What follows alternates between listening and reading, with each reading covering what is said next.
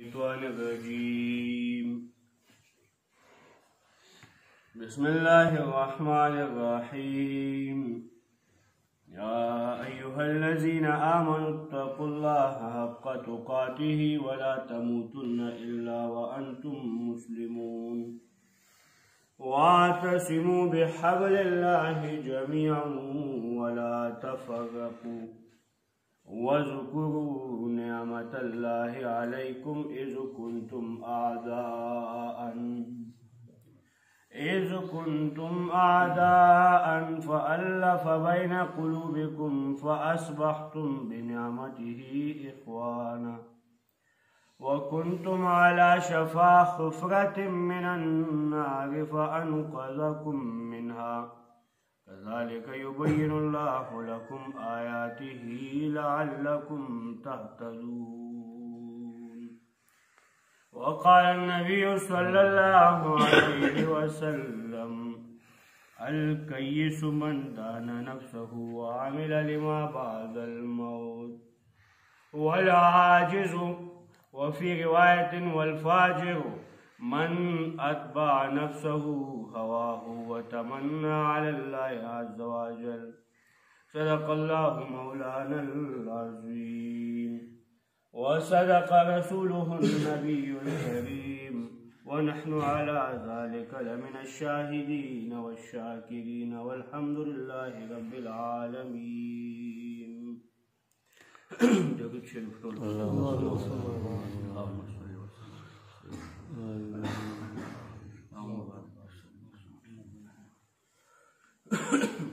عموماً په دنیا کې دوه قسمه انسانان دي، یو هوښیاري او یو کمعقل. یو ته هوښیار ویل کېږي، بل ته کمعقل ویل کېږي. او د هوښیار او د کمعقلتیا دا معیار چې کوم دی، نو دا به زه او ته نه ږدو. دا به مونږ راځو قرآن ته او راځو مونږ سنت د رسول الله صلی الله علیه وسلم ته. ما چې کوم آیت ولوستو او کوم حدیث مبارک چې مې ولوستو، نو د هغې مختصر ترجمه او تشریح کوو. همدغه حدیث مبارک کې نبي علیه الصلاة والسلام د هوښیار انسان او د کمعقل انسان نښې بیانوي چې هوښیار څوک دی او کمعقل څوک دی. زما په نسبت به هوښیار هغه وي چې هغه پیسه وګټي. زما په نسبت به هوښیار هغه وي چې هغه وزیر شي، ممبر شي، ناظم شي، زوی چې دی هغه تامندار شي، زوی چې دی افسر شي، سبق ووایي، ډاکټر شي.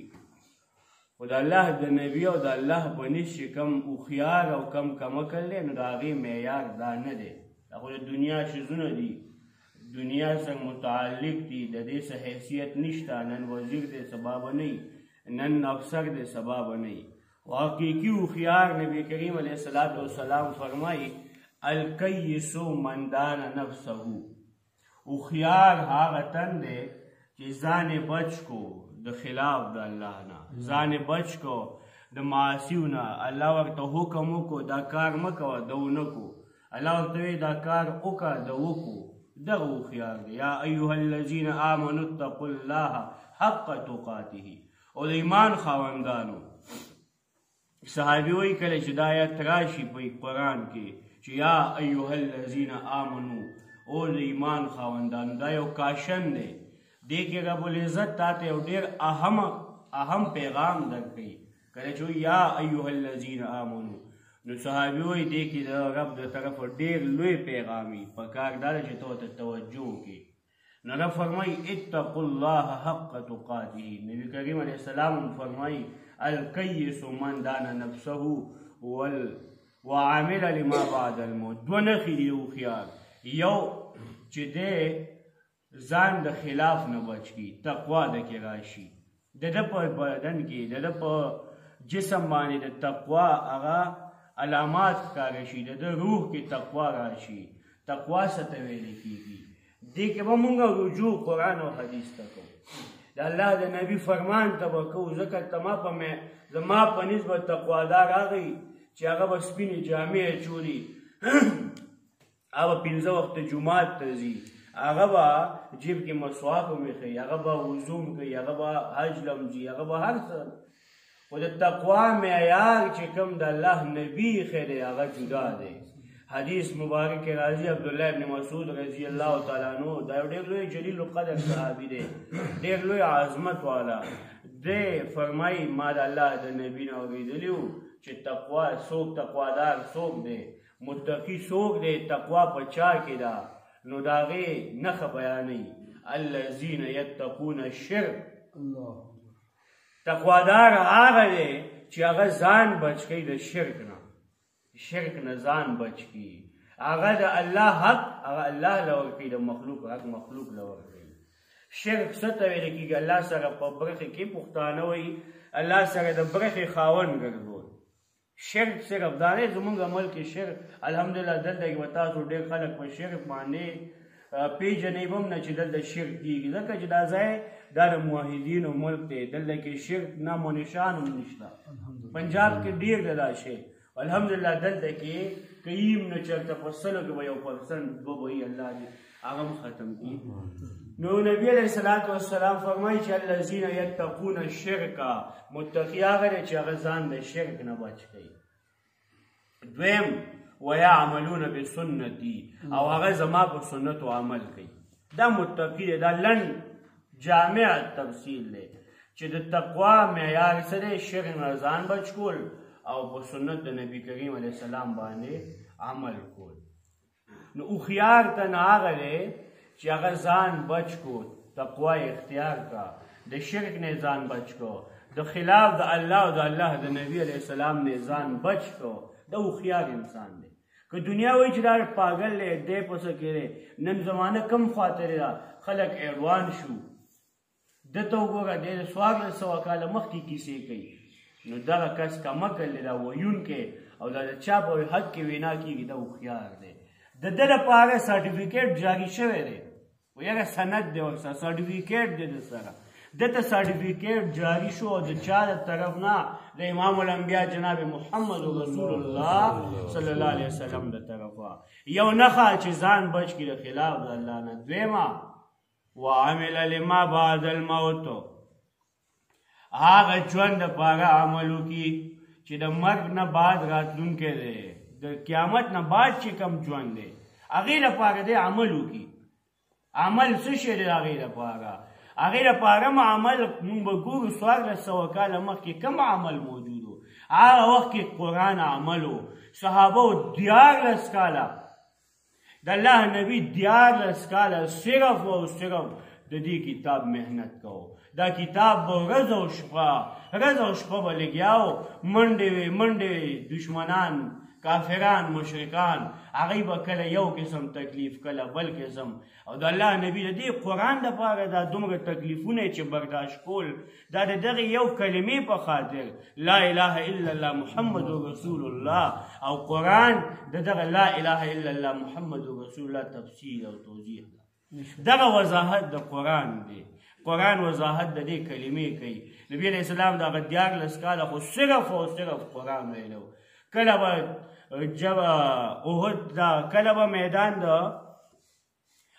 عرفات ته، کله به نبی علیه الصلاة والسلام ته د ذوالقعدې میلې ته، کله به ته د طائف غرونو ته، کله به یو میدان ته، کله بل میدان ته، کله د مدینې نه حاجیان راغلي د هغوی خوا لرځي، کله د بل علاقې حاجیان راغلي د هغوی خوا لرځي. او روایت کې راځي کان نبی صلی الله علیه وسلم یوغز نفسه علی الناس، چې کله به د حج موقع راغله نبی علیه السلام به خلکو له ته یو کس ته به وي علی رجل یحملنی الی قومه، آیا داسې یو ځوان شته دی، داسې یو بادر او ننګیالی شته چې ما خپل قوم ته بوځي صله، ما دې له بوځي چې زه هغلته کې ورشم بنګلې سازه کړم، زه هلته ورشم ځان له یو اقتدار نه لیبلغ کلام ربي، دې لپاره چې د رب کلام ورته ورسومه، د رب پیغام ورته ورسوم. نو دغه محنت د نبي علیه السلام د 14 کاله خو صرف د قرآن تبلیغ ورته، بیا د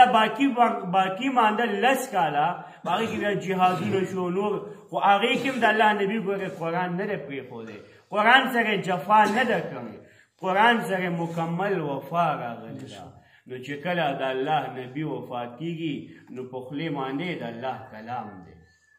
وفات کیږي د قرآن الفاظ دي، وفات کیږي د الله ذکر دی، د هغې خو ټول ژوند د قرآن دپاره وقف و. ته سوچو که ستا قرآن دپاره څومره خدمت،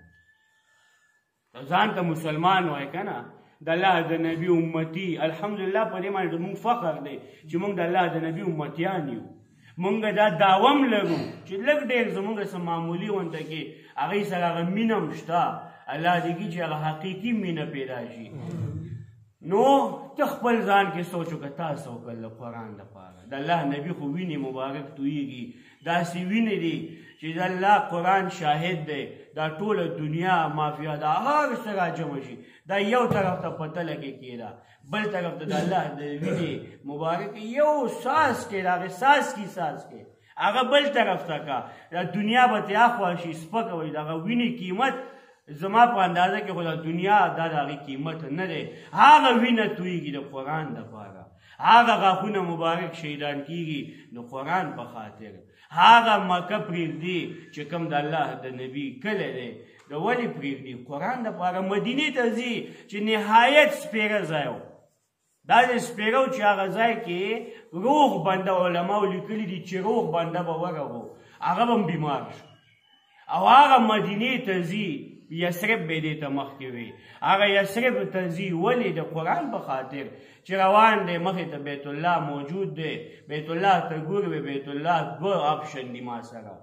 یو خو دا چې ما ته وایي قرآن واخله، او ما ته دویم دا وایي یا بیت الله واله. نو بیت الله تا پرېښودی شم، کلام الله نشم پرېښودی. الله مسافر شو، هلته بیا مدینې ته تللی، هلته دعا وکړه یا الله دا مدینه دا بدله کړي، دا یسرب بدل کړي، نوم یې وله مدینه کو. د هغه ځای ابو هوا ټیک شوه، خو بهرحال د دې قرآن په خاطر د مکې نه مهاجر شو، مدینې ته ورغلو. دا ټول مشکلات، دا ټول تکالیف د قرآن په خاطر وو. نو الکیس من دان نفسه وعمل لما بعد الموت. قیامت دپاره عمل وکړي، دنیا دپاره خو هر یو لګیا دی، کافر هم لګیا دی، عیسائی هم، هندو، سکھ ټول لګیا دي. څوک دکان کوي، څوک لګیا دي کاروبار، څوک لګیا دي نوکر پیشه دي، څوک زمینداري کوي، څوک څه کوي، څوک څه کوي. خو حقیقي مسلمان څوک دی؟ هوښیار حقیقي څوک دی چې هغه د قیامت دپاره عمل وکړي، هغه لوی ژوند دپاره دی عمل وکړي. او کله چې تا د هغه لوی ژوند دپاره عمل وکړو، هغه ځای دې ځان له آباد کو، هغه ځای دې ځان له ښایسته کو، نو بیا دا ژوند به دې مخی ورسره. ستا به دې ژوند کې اطمینان راشي، ستا په دې ژوند کې سکون راشي. او کله چې ته د دنیا نه ځې، ته چې د دنیا نه رخصتېږې، نو تا ته به بیا هغه سکون او هغه لذت هغه میلاویږي. لوی خلک وو، د الله د کتاب علما، د الله د کتاب سره تعلق و واسطه وه. کله چې وفات کېږي په خولې باندې د الله کتاب وي. یو لوی عالم تېر شوی دی، شیخ الاسلام امام ابن تیمیه رحمه الله، دی په جیل کې و. باچا جیل ته دا لوی خلک چې د همیشه به په جیل کې و، باچاهانو به دوی سره نه لګېده، ځکه دوی به حق بیانو او باچا به وایي چې دی زما تابع شي، زما زرخرید شي، زما سیاسي درباري ملا شي. هغوی دا نه قبلول. امام ابو حنیفه ته د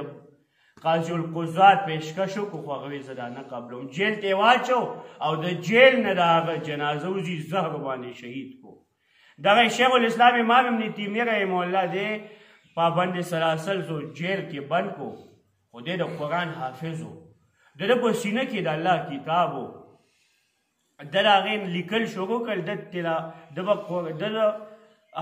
قرآن او د حدیث په روشنایي کې د خلکو د اصلاح لپاره کتاب لیکو. باچا چې وکتل چې دی خو دلته هم خپل میشن چلی، وی دا قلم او دا ترې واخلی، هغې ته نه ضبط کو. د حافظ و د وی چې دغه نه نو دا خو شته که نه. دا یې شروع کړ د الله کلام، او علماو لیکلي 52 ځله د قرآن ختم کو په جیل کې. خو داسې نه و زموږ غونډه کې چې صرف وایئ پوهېږه پې ما، وایئ خو پوهېږه پې ما، ډایجسټ وایه هغې باندې پوهېږي. اخبار وایي، د انګریزی اخبار په دې کلي کې امید د 10-20 کسانو له بم نه ورځي، دغه زیات نه زیات 10 کسان به یې لوستی شي. نن دا راځي به هم نه، اردو اخبار به دلته ډېرې، پښتو به هم ډېر کم وي دلته اخبار، ولې پوهېږي پې نه. واحد دا کتاب دی دا مظلوم چې دې باندې نه پوهېږي او بیا هم لګیا دي وایي دې سره عجیبه جفا کوي مسلمان پوهېږي پې نه وایي نو کاش چې په دې پوه شي نو بیا به څومره خوند وي دا هغه د مینې هغه محبت اظهار دی چې پوهېږي پې نه خو بیا هم وایي مینه ورسره ساتي نو چې مسلمانه ته په دې پوه شو په قرآن چې دې کې رب ما ته څه وایي زما خالق زما مالک نو بیا به ته په کم انداز کې وایي ابن تیمیه رحمه الله شیخ الاسلام د امام دی هغه شروع شو 250 ځله قرآن ووایي او اخري ځل چې کله قرآن لولي جلاد راغلی او د ده د ختمولو اراده و باچا دی بس ختم یې کړي اخري ځل دی په 20مه سپاره کې جلاد راغلی د ده نه سر وایي او د ده په خولې باندې د قرآن آیتونه دي ان المتقین فی جنات ونهر ان المتقین فی جنات ونهر فی مقعد صدق عند ملیک مقتدر دا آیتونه د قرآن دي چې یقینا متقیان موحدین هغه کسان چې د الله منلي هغه کسان چې د نفس نه ومنلي فی جنات ونهر فی مقعد صدق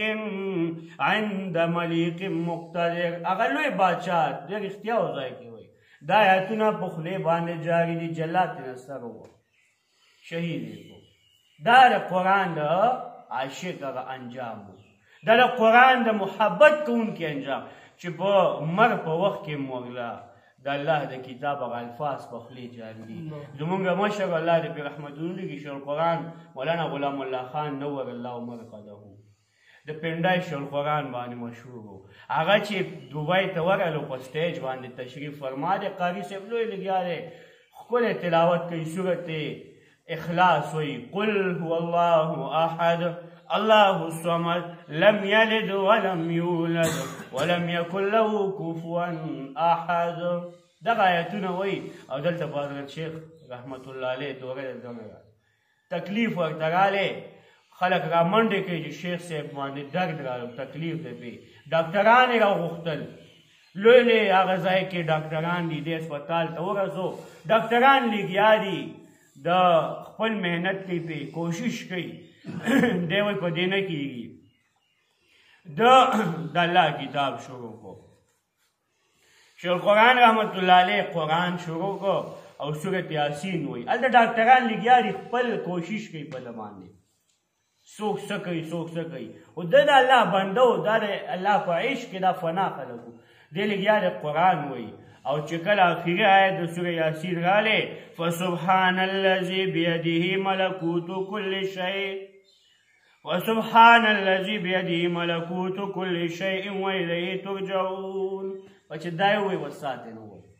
اخري انجام یې د الله په کتاب و داسې یا خو ما ته 2 مثاله ووایي چې په دې باندې شروع شي په سوونو مثالونه به ته بیان چې داسې علما چې د هغوی تعلق هغه د قرآن او د سنت سره و د دې خدمت یې کوو نو د هغوی انجام هم د دې په خدمت کې شو او سب بد انجام به چې په دکان کې وناسي او د خوله به وازي او د هغه نه به روح وځي په پټي کې به پروت او د هغه نه به روح وځي دا موټر کې وناسي او اکسیډنټ به وشي دغه حادثاتي موت به راشي ورته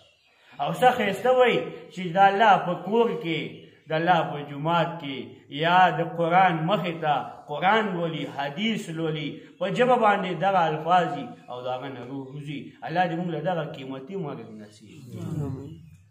نو هوښیار هغه دی چې هغه دنیا کې ځان بچ کړو خلاف نه او دویم عمل یې وکړو د آخرت دپاره دا هوښیار انسان دی او د کمعقل 2 نښې بیانوي کمعقل انسان د هغه هم 2 نښې دي والعاجز من اتبع نفسه هواه کمعقل هغه دی چې هغه خپل نفس د خپل ځان هغه د نفس تابع کو نفس ورته ووایي یاره دې وختي سهار کې ورته څه کې دومره یخ دی جمع دی پرېږده اوده شه موږ دې قضا به وکړي د نفس ومنل نفس ورته ووایي ته خو لا ځوان یې پرېږده قرآن به بیا ووایې که نه دا خو دې څه لګیا دی دا خو د اوسګارو بل مولوي صاحب شته هغه به کوي که نه ترجمه زما څه کار دی چې زه یې زده کوم زه ملا خو نه یم نو دا ګورې صرف د ملا کتاب نه و ښه دا د ستاسو د ټولو مسلمانانو کتاب دی د دې تپوس به د ټولو نه کېږي دا صرف د ملا کتاب نه دی چې تا دا ملا ته پرېښوده دی او ته بېغمه یه نه د دې حساب به در نه کېږي قرآن چې د اول نه راواخلې تر آخر پورې چېرته هم پکې دا نشته چې دا به صرف ملا لولي بلکې قرآن وایي دا مې رالیږلی دی هذا بلاغ للناس هذا بلاغ للناس دا قرآن دا تبلیغ کول دی د عامو خلکو للناس دا لام للناس کې دا لام انتفاع دی ته ویل کېږي للناس د عامو خلکو د فایدې دپاره یا ایها الرسول بلغ ما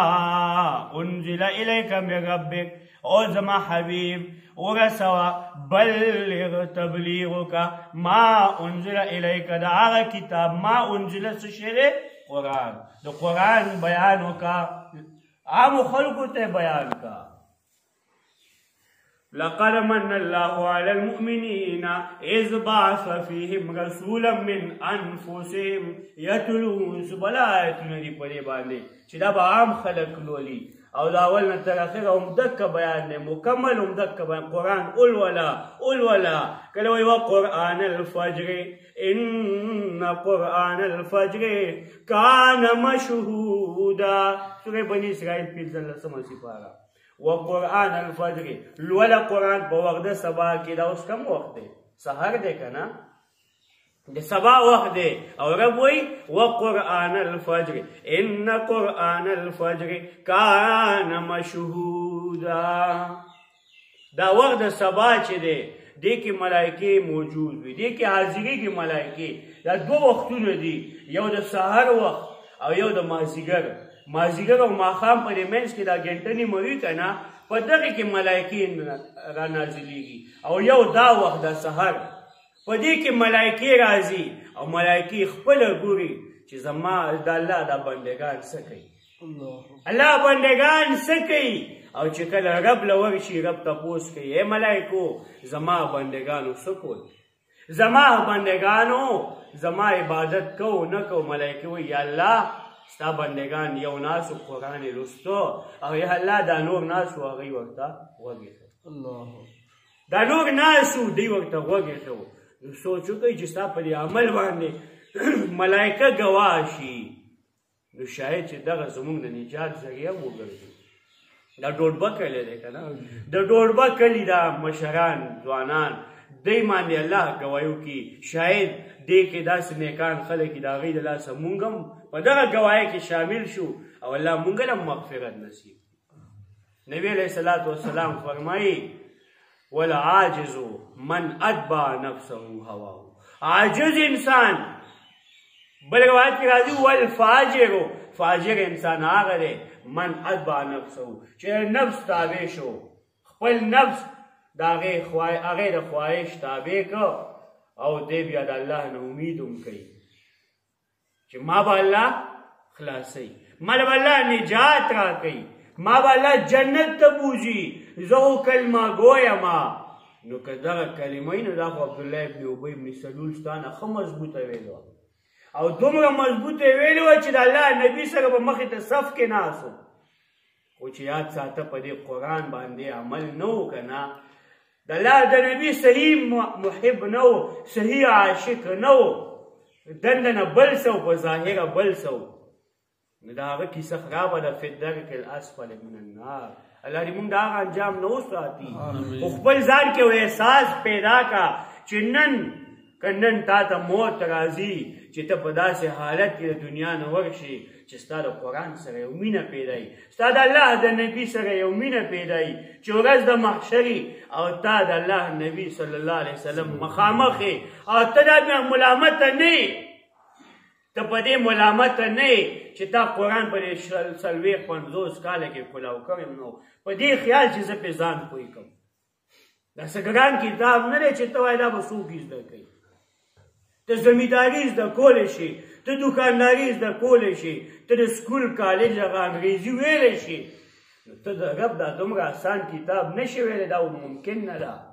او داسې آسان چې رب پې قسم خوري چې ولقد یسرنا القرآن للذکر ولقد یسرنا القرآن للذکر فهل من مدکر الله وی قسم دې زه پې قسم خورم زموږ استاد محترم حضرت شیخ صاحب فرمایي وایي زه پې د قرآن مخې ته قسم خورم وایي ته وایې چې ولې خورې وایي زه وایم چې زه پې قسم ځکه خورم چې زما رب مهربان پې قسم خوري زما رب پې قسم خوري نو زه پې د هغه نه دا الله په قسم باندې زه قسم خورم چې قرآن آسان دی قرآن آسان دی نو عزتمندو نبی علیہ السلام فرمایي چې دغه بدبخته انسان دا عاجز دی دا فاجر دی څوک چې نفس یې ومنل او دی بیا تمنا هم کوي چې ما به رب جنت ته بوځي ما سره به رب آسان حساب کوي داسې نه کیږي یا ایها الذین آمنوا اتقوا الله او د ایمان خاوندانو ویریږئ د الله نه تقوا څه شی دی تقوا دلته کې ده عمر رضی الله تعالی عنه یو تن وکته ځوان و ښایسته مزېدار سر یې داسې لاندې نیولی او کته کته یې کتل روان و وی ولې بیمار یې وی نه جي روغ یم وی بیا ولې راشان کوږ وګځي داسې سر دې لاندې دی بعضې کس ځان باندې ظاهري تقوا اختیار کړي په ظاهري تقوا نه ده دنده ځان صفا کړه ظاهري تقوا چې کوم ده دا منافقت دا ریا ده چې دنده نه هم صفای او ظاهر کې هم صفای او نور نه دا نور دی او چې دنده نه ګنده او ظاهر باندې صفای نو دا ته منافقت کې دغه تن چې ځوان جهان عمر صاحب ورته وایي ولکه بیمار وی نه جینم بیا ولې داسې کوږ داسې لاندې سر د لاندې پیپ نیولی داسې مرضي چر په شان وایي جي تقوا ده روایت کې راځي محدثینو ذکر کړي په دې سټې داسې ووایي نیغځه دا تقوا نه ده دا دلتوب دی چې ته داسې سر دی نه دا تقوا التقوا هاهنا عجیبه الفاظ لوی خلکو د لوی شخصیت شاګردانو د هغې هغه الفاظ هم څه عجیبه ښایسته داسې الفاظ چې د سرو زرو په اوبو یې ولیکي نو کمل وایي التقوا هاهنا تقوا دې ځای کې ده دا نه چې جامو کې تقوا را سر دی کته کو تقوا ده التقوا هاهنا تقوا دلته ده دا ځای دې سم که دا ته متقي اتقوا الله حق تقاته د الله نه یره وکئ مناسب یره د الله نه چې څنګه یره پکار د حق وکئ ولا تموتن الا وانتم مسلمون او ممرېږئ مګر په داسې حال کې چې تاسو یې مسلمانان تاسو یې الله ته غاړه کېښودونکي الله ته ته تسلیم خم شي د الله احکامات ومنې د الله تابعداري وکړې څه مطلب چې د مرګ په وخت کې د الله تابعدار شه نه داسې تابعدار شه چې اوس دله مرګ رالو چې ته د الله تابعدار وې اوس درله مرګ رالو چې ته د الله په رضا کې راضي وې اوس درله مرګ رالو چې ته د الله د نبي په سنتو باندې عمل کوونکی یې ته وګوره ته سهار نه څومره سنتو باندې عمل کې او په څومره باندې نه کې نو تاله چې دغه وخت کې مرګ رالو نو بس ته کامیاب یې او که داسې نه یي نو العاجز من اتبع نفسه هواه الله دې کي چې مونږ حقیقي د الله او د الله د نبي تابعدار شو الله دې مونږ نه راضي شي یا الله مونږ ستا نه راضي وي یا الله مونږ نه راضي شي یا الله دا ناسته مجموعه یا د مونږ دا لږ غونډه کې حق خو ادا کولی نه شو یا الله مونږ حق نه شو ادا کولی خو یا الله مونږ خپل کوشش وکړو ستا د کتاب لږ غونډه کې مونږ کوشش وکړو د خدمت یا الله ته مونږ نه دا قبول کړي یا الله ته مونږ نه دا قبول کړي یا الله د دې د اجر نه مونږ مه محرومه کړي یا الله د دې اجر که مونږ نه تا قبول کړ یا الله جمله انبیا علیهم السلام ته دې اجر ورکړي یا الله که دا مونږ نه تا قبول کړې بالخصوص خپل حبیب زمونږ آقا سردار دو جهان محمد رسول الله صلی الله علیه وسلم ته دې اجر نصیب یا الله که دا تا مونږ نه قبول کړې صحابو ته ائمه کرامو ته لوی علما مونږ استادان ټول ته دې اجر نصیب کړي یا الله یا الله مونږه د قرآن او سنت په خدمت کې قبول کړي یا الله دې لپاره به څوک پیدا کړي د قرآن خدمت لپاره ته څوک پیدا کړي یا الله مونږ دغه خدمت له قبول کړي یا الله مونږ ته عاجزي کوو یا الله مونږ ته جوړی غواړو یا الله مونږ دې لپاره قبول کړي یا الله تر مرګه مونږ د قرآن او سنت خدمت والي یا الله دا جماعتونه یا الله دا د خپل کتاب په درسونو آباد لګي یا الله مسلمانان دي ګناهګار یا الله مونږ ډېر عاجز یو حقیر فقیر یا الله استاد رحمت طلبګار یو یا الله ستا د رحمت طلبګار یو د رحم حقدار خو نه یو یا الله ستا رحم ډېر لوی دی طلب کوو درنه یا الله به مونږ خصوصي رحم و کرم یا الله ناسته مجموعې څومره حاجات خواهشات شرعي یا الله ته په خپل فضل او کرم سره پوره کړي یا الله مشکلات ورله په راحته کې بدل کړي یا الله بیماران له شفای کامله عاجله مستمره نصیب کړي